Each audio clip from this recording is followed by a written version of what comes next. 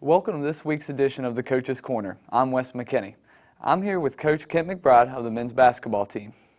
Coach, what does it mean to have the first winning season in the program since 2008? It means a lot. It means a lot to me in my first season here to be able to have a winning record, and I think more so it means a lot to the seniors. Corey Willard in particular, who's been a 4-year player, that in his time here he hasn't had a winning season yet, and we secured that regardless of what happens from here on out. So it means a lot to the program, and hopefully it's step one of the building blocks that we can continue with the program.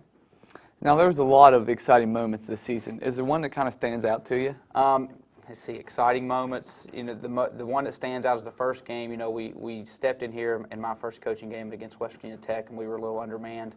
And just the effort we played with, and I know all the players, they remember Damian Tunstall's dunk in overtime that really excited the team. Even though we came up on the wrong end of that game, I think what it is, it set the tone for the effort and the enthusiasm that we were going to play with for the year, and it continued up until now.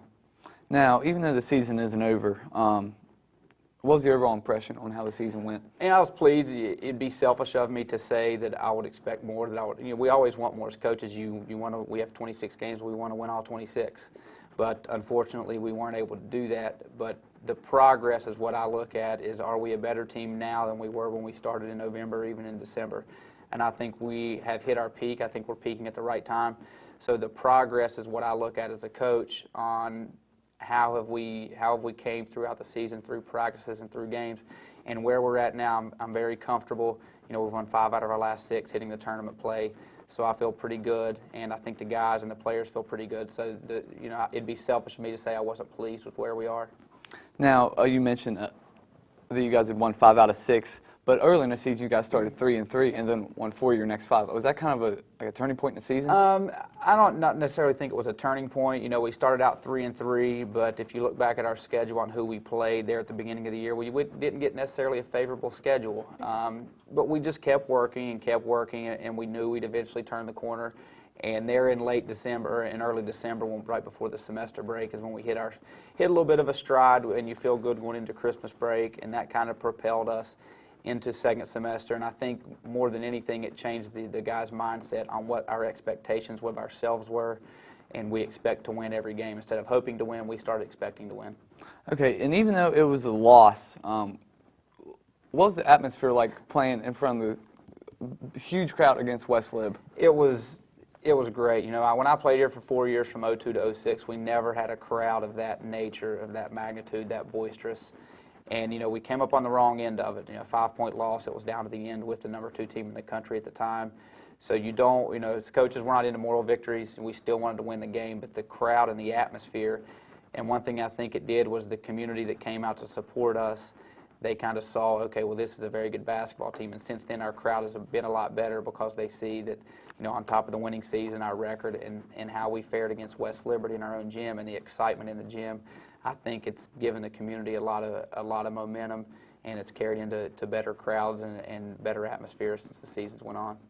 Okay, now I've been to a few practices. Like, talk about those practices. Like, just talk about the toughness of them. Yeah, you know, you try to get as much as you can out of practice, especially this time of year.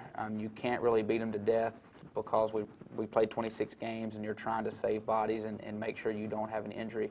But early in the season, the practice was really physical, really long. You know, that was kind of a big adjustment for this year for these guys. That 2.5 hour practices are going to be a norm. They've been, you know, and we demand a lot from our guys. We try to make sure that they understand you can't take any time off in practice. You know, you want practice. I was just sitting talking to Coach Garrett. You want practices to be harder than your games, and that's kind of what we tried to do. And I think the guys, it took them about 2 weeks to realize that, but since then they've been good. Okay, earlier in the month, you guys had like a 3-game losing streak, and then you guys went to Philippi to take on a really good AB team. What was the message going into that game? Well, you know, when you look at the turning point of this season, that day you know, if you ask all my players, they understand that February 5th was the day that I think our program turned the corner. We had just came off of, it was our 3rd straight loss up at Shepherd, and it was one where it was just lifeless effort. We really just didn't bring any sort of effort, and I think the guys walked away embarrassed of the performance they put on, and sometimes that's needed. and we stepped in here, and you mentioned the practices on February 5th, and normally a pregame practice is you do a lot of walkthrough, you do a lot of talking, a lot of scouting. Well, we didn't do any of that. We used the basketballs, we did a lot of body-on-body contact, and we had a very physical practice. And we knew going into Alderson Broaddus that if you don't play physical, they're going to physically beat you down for 40 minutes. And even when we started the game up there, the guys didn't really expect it. They still beat us down early, and to win the way we won was probably the best thing for us, to be down early in the second half as much as 13, and to come back and we kind of won it running away. That seemed to be the turning point of our team, and that's the first time that I think Concord has won at Alderson Broaddus in about 15, 16 years up at AB. So since then, I think we've really turned the corner, and that was kind of the defining moment. Now, last year, you guys had a very bad road record, and this year, you guys went 7-6 on the road. How were the players able to play better away from the Carter Center this year? I think it attributes to how we practiced. I think last year, if I look back, I think they were 3-12 or 3-11 on the road, something of that nature, and we're 7-6 this year. Not where we want to be, but it is an improvement. And I think you attribute that to the practices we have day in and day out. And you can't really simulate a road atmosphere, a road game. You're traveling, you're not at home, sometimes you're not sleeping in your own bed. But what we try to do is mentally test these guys every day in practice, to where when the chips aren't falling your way, especially on the road, the team has to come together, because you're not going to have many fans, and that's when you as a collective team have to come together and pull through. And I think our practices are a big contributor to the reason our road record has drastically improved. How do you get all the players to buy into their roles on the team? One thing that you look at the old Bob Huggins adage, in a game, if you don't buy into your role, you're going to sit beside the assistant coaches and myself. And what it did is, especially in the first game, the effort that everybody played with, and they understand that what keeps them on the court. And if you don't give maximum effort, and certain guys are scorers, and certain guys are rebounders, and certain guys are distributors, and the success we had early in the year helps guys fall into their roles, because they see what it takes to win. When they see, okay, that's my role, and we win the game, they're okay with that. Because one thing I am blessed with, out of those 12 guys, all 12 of their number one goal is to win the game, regardless if they played 2 minutes or 40 minutes. So, I've been fortunate. We haven't had any issues with guys wanting to expand their role. They are okay with where they are. They trust in the coaching staff that's what I was hired for, is to put guys in their roles, and these guys have accepted it, and then the product has been better. Okay, on Tuesday night, you guys start conference tournaments. You guys draw Ohio Valley. You guys also split both regular seasons meeting with them. What did you take away from each game? The game when we played at Ohio Valley, it was kind of a weird game for us. We didn't make any shots early in the game. We got down to a big halftime decimal, I think it was 15. And we eventually pulled back even, but we fought uphill the whole game. I think we just exhausted our energy getting back into the game, and in the last 3 minutes, we had kind of ran out of gas, and Ohio Valley ended up making plays and pulling it out. They're very good in their own building. And then down here a couple weeks ago, we played them on a Saturday, and I thought we were okay. We did. It was one of those games where it was kind of, we did just enough to win. We had a chance early in the second half to really put them away, and we didn't do it. And a lot of that's attributed to Ohio Valley. They got a very good guard, and they've got very good post players. So it's going to be a tough test on Tuesday. I know we're the 6th seed and they're the 11th seed, but that really doesn't mean anything. We're both 0-0. We've just got one game to move on, and I don't think the excitement is something I need to worry about with our guys. I think they're ready to play, but the execution is what you worry about. So it'll be fun, and Ohio Valley is going to test us. Okay. Talk about Mike Boyd. He's the only freshman in the starting lineup. How has he adjusted from the high school level to being a starting point guard at a college like this? It's kind of amazing to me that he's done that. You look at all of the different starting lineups that we've had. He's been the one fixture that really hasn't changed. And to be a freshman in that role, it says a lot about him. It says a lot about where he came from. He came from a very good high school program he was very challenged. And when he stepped in the building, we all thought that, okay, this guy could turn into being our starting point guard. But when you have a freshman step in, not only do they have to prove it to the coaches, but they have to prove it to their teammates that they believe in him as a true freshman to step in and start the game. So we tried to bring him along slowly, but to give him credit, it didn't take long for him to show his teammates that spot belonged to him. And he's relished at it. He's done a great job.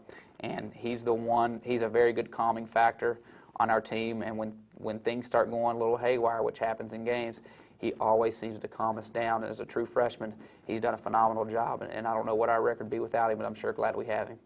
Okay, now talk about Gentry Shrewsbury. Might be a little undersized to play the forward position, but he always seems to have like a really good knowledge of how the game's going. I just talk about his awareness on the floor. Yeah, Gentry is unbelievably undersized. He's 6 foot. We probably say 6'3", 190 pounds down there, and he battles with the biggest guys he can. He never shies away from a challenge. Gentry is a testament to show you that he doesn't necessarily have overwhelming ability. He doesn't have overwhelming talent, but he does have overwhelming knowledge and awareness on the court, and that's where he beats you. He's successful. He finds ways to be successful regardless of his size. You know, I've watched him through high school. He's done it forever. And he's another one kind of, you look at along with Mike Boyd, when he's in the game, things seem to go right. You know, whether it's him taking a charge, whether it's him getting a rebound, he's always covering for a teammate. He's found a knack and a way to play to make himself successful. And we're fortunate to have him, and I look forward to having him for one more year. Okay, what are the roles of the assistant coaches on the team? You know, obviously in daily practice, you put Coach Johnson in charge of working with our post players. Cordell Boyd has done a lot with our guards. One thing as a head coach that you try to do sometimes in practice is we try to take a step back. They hear me talk all the time. So you try to step back and say, okay, let these two assistant coaches talk, because, you know, if I'm constantly talking, it just eventually falls on deaf ears. And then they've been out on the road recruiting, trying to find new Concord Mountain Lions. So they've taken on a lot of role. Cordell does all the film that we have, our uploading and downloading film and editing film. So they do a lot within the program. And with practice, those guys have really stepped up. And it's been an adjustment for Will and Cordell as well, because, you know, the things that I've brought necessarily aren't the same that they've done for years. So it's been a learning process for them, but they've done very well, and I'm fortunate to have them. Okay, and I think you kind of touched on this earlier, but you've gone with several different starting lineups this year. How's that kind of affected the team chemistry? One thing, the chemistry's fine. You know, our locker room, we have a very good locker room in terms of guys getting along. We have I'm very blessed in that fashion. One thing it does, I think, that the fact that you change starting lineups is we don't, as coaches, just change the starting lineup just to change them. There's always the method behind the madness. And before we change the starting lineup, we'll show them, here's why we're doing it. You know, this player did this or this player did not do that. And one thing that is done is the players understand that if they don't produce, then their playing time is going to be reduced. And if a guy behind you is playing better than you, then we have to reward that. So it hasn't messed with team chemistry one bit. I think what it does is it makes our guys focus more. And they've all understood that at times when they've been benched, everybody's been through it, they've understood why. And they've accepted it. They don't let it affect anything and how they play. They just step out and play whenever their time's called. They understand that if they want to continue to play, then they'll produce. All right, Coach. Thanks for sitting down today, and congrats on a very good regular season, and best of luck against Ohio Valley tomorrow night. Appreciate it. That's all for this edition of the Coach's Corner. I'm Wes McKinney.